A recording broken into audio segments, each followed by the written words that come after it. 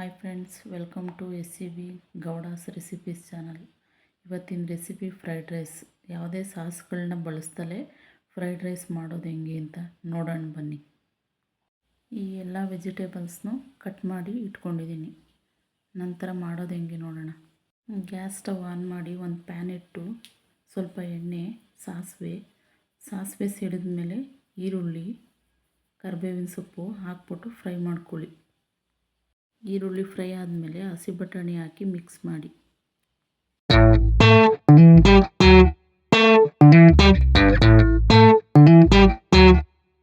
ನಂತರ carrot, beans, capsicum, ರುಚಿಗೆ ತಕ್ಕಷ್ಟು ಉಪ್ಪು ಹಾಕಿ ಮಿಕ್ಸ್ ಮಾಡಿ.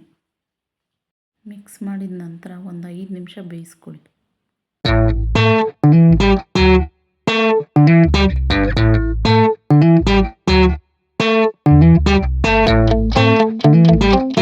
ಈಗ 1 ಸ್ಪೂನು ಖಾರದ ಪುಡಿ, 1 ಸ್ಪೂನ್ ಗರಂ ಮಸಾಲ, 1 ಸ್ಪೂನ್ ಮೆಣಸಿನ ಪುಡಿ ಹಾಕಿ ಚೆನ್ನಾಗಿ ಮಿಕ್ಸ್ ಮಾಡ್ಕೊಳ್ಳಿ.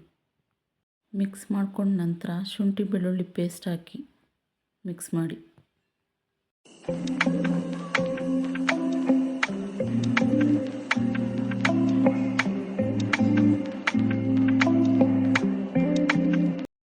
ಎಲ್ಲ ಹಾಕಿ ಮಿಕ್ಸ್ ಮಾಡಿದ ನಂತರ ಈಗಾಗಲೇ ಮಾಡಿಟ್ಕೊಂಡಿರೋ ಅನ್ನನ ಅದರೊಳಗಡೆ ಹಾಕಿ ಚೆನ್ನಾಗಿ ಮಿಕ್ಸ್ ಮಾಡ್ಕೊಳ್ಳಿ.